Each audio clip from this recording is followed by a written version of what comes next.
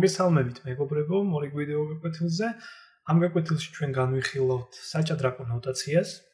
Როგორც მუსიკოსები ვერ იქნებოდნენ საკუთარი ნოტების გარეშე, სხვანაირად ვერც ჩაწერდნენ მუსიკალურ ნაწარმოებს, ასევე მოჭადრაკეებს გააჩნიათ ნოტაცია, რომლითაც ისინი ახერხებენ საჭადრაკო პარტიის ჩაწერას. და არა მხოლოდ პარტიის, თუნდაც გარკვეულ პოზიციის ჩაწერას. ეს ხდება ყველაფერი სპეციალური აღნიშვნებით.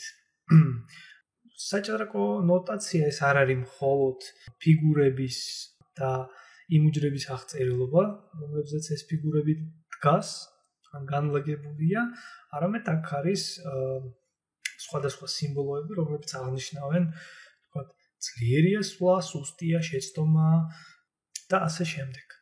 რისთვის არის საჭადრაკო ნოტაცია? ზუსტად იმისთვის, როგორც მუსიკალური ნაწარმოები რო შემოინახა დღემდე კლასიკური მუსიკალური ნაწარმოებებს გულისხმობ, ასევე შემოინახა საჭადრაკო პარტიები დღემდე, რომლებიც ითამაშეს, თქვათ, რაღაც მე-17 საუკუნეში და დღეს ცნობილია ეს პარტიები ზუსტად ამის გამო, რომ ისინი ჩაიწერეს. ასევე საჭადრაკო ნოტაცია არის იმისათვის საჭირო, რომ მოჭადრაკემ დააგროვოს გამოცდილება.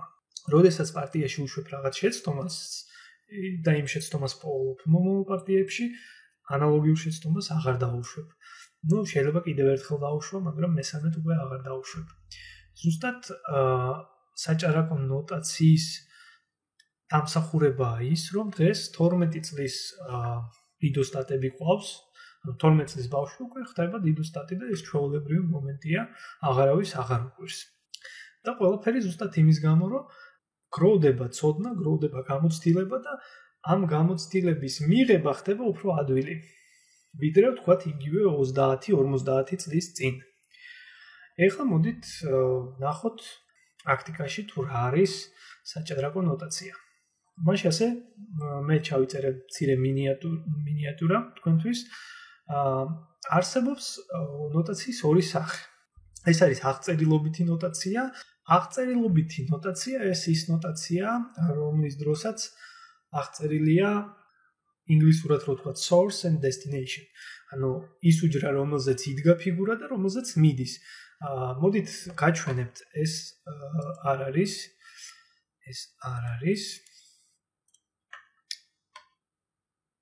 აღწერილობითი, ეს არის აღწერილობითი ნოტაცია, ხედავთ? პაიკი E2-დან წავიდა E4-ზე. E2-დან E4-ზე. შემდეგ შავი პაიკი E7-დან E5-ზე. შემდეგ პაიკი F2-დან F4-ზე. Q F8-დან C5-ზე.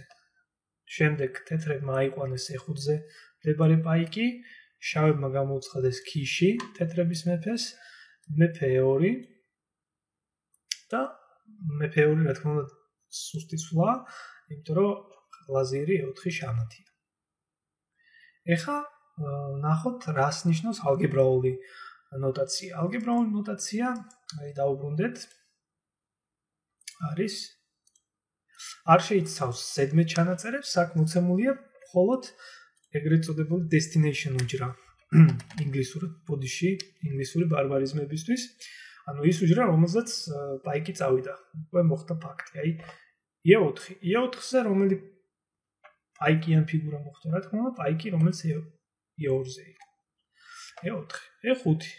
აბსოლუტურად ნათელია, რომ E5-ზე სხვა ფიგურა ვერ მოხდება. F4. F4-ზეც სხვა ფიგურა ვერ მოხდება.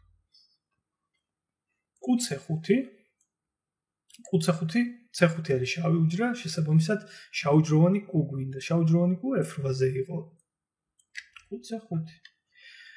F-E. ლაზერი A4. ლაზერი 1-ია, ესე იგი A4-ზე უნდა წავიყვანოთ.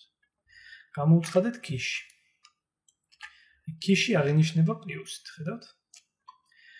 მეფე E2. მეფე E2 ესე ძალიან ცუდი სვლა, ამიტომ ჩვენ აქ დავუწეროთ შეცდომა. ძალიან ცუდი სვლა. ლაზერი A4 არის შამათი.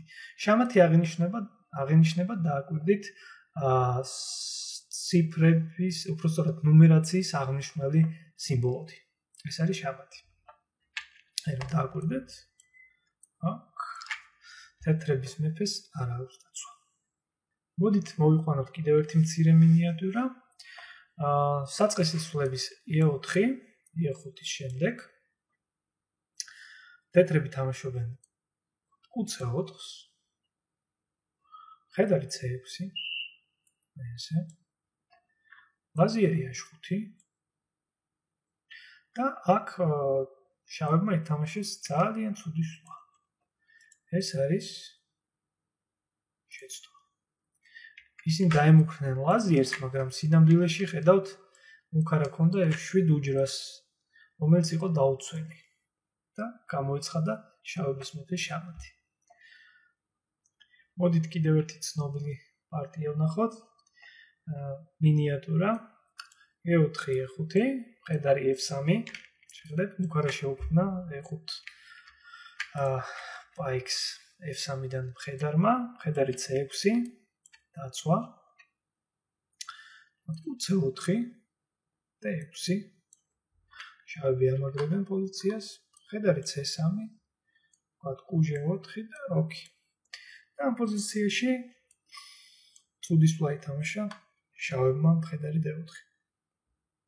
სინამდვილეში თუ რა თქმა უნდა თეთრები Q2-ს ითამაშებენ, ხედარი აიყვანს E2-ზე Q-ს და შავებს დარჩებათ, ასე ვთქვათ, ორი Q-ს უპირატესობა. სიტყვაზე. მაგრამ სინამდვილეში აქ თეთრებს აქვთ ძალიან ძლიერი სულა. ხედარი იღებს E5 პაიქს. თითქოს და დაუცველი არის D1-ზე მყოფი ლაზიერი და ამით სარგებლობთ ჩვენ შავები და მიღებთ აი ამ ლაზიერს. აქ თეთრებს აქვთ შესანიშნავი ქიში, ხუთი, ყუდაცულია, როგორც ხედავთ. ერთადერთი სულა არის მეფე E7 და როგორი გასაკვირიც არ უნდა იყოს, ეს არის შამათი. თაფის ცენტრში. სამი ფიგურით. აი დააკვირდით, D7 უჯრა არის მხედრით დაცული, E8 უჯრა ყუთი, F6 D5-ზე მყოფი მხედრით, E6 ისევ ყუთი, შავებს არ აქვთ დაცვა. და ეხლა მე თქვენ გასწავლით, როგორ ჩავსვათ ორსულაში შამათი. უпростоრად როგორ მივიღოთ ორსულაში შამათი.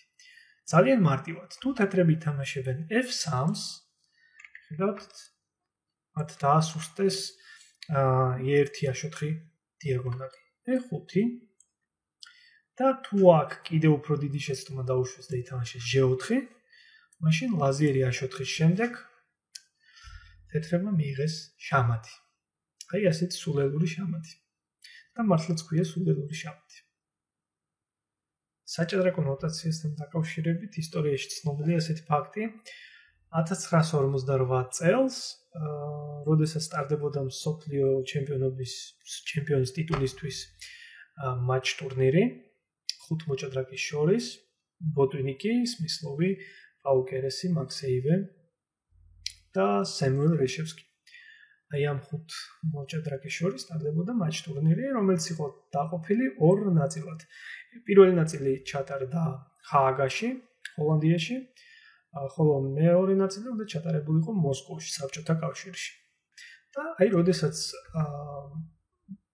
საბჭოთა კავშირის საზღვარს მიადგა მეხუთე მსოფლიო ჩემპიონი, მაშინდელი ექს-ჩემპიონი მაქსეივე, მესაზღვრემ მას წაართვა ჩანაწერებით სავსე რვეული, რომელშიც იყო ჩაწერილი, რა თქმა უნდა, სადებიუტო რეპერტუარი, რომელსაც თამაშობდა ეივე და შემდეგ ისე მოხდა, რომ რამდენიმე ხნის შემდეგ ბოტვინიკის თხოვნით მას დაუბრუნეს ეს რვეული. როცა გაიყვარო ეს იყო საჭადრაკო ჩანაწერები და არა ჯაშუშური კოდი. აი ასეთი კურიოზებიც კი ხდებოდა ჭადრაკის ისტორიაში.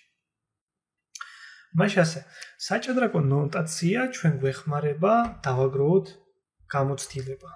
გამოცდილება შეცდომების, ჩვენი შეცდომების და ასევე სხვა მოჭადრაკეების ნათამაში პარტიებში მათ შეცდომებზეც ვსწავლობთ. ზუსტად აი ამის საშუალებას გვაძლევს საჭადრაკო ნოტაცია და მადლობა იმ ადამიანს, ვინც მოიგონა პარტიის ჩაწერის ეს ხერხი. მაშასე, მე გემშვიდობებით გისურვებთ წარმატებებს და ჩაიწერეთ პარტიები.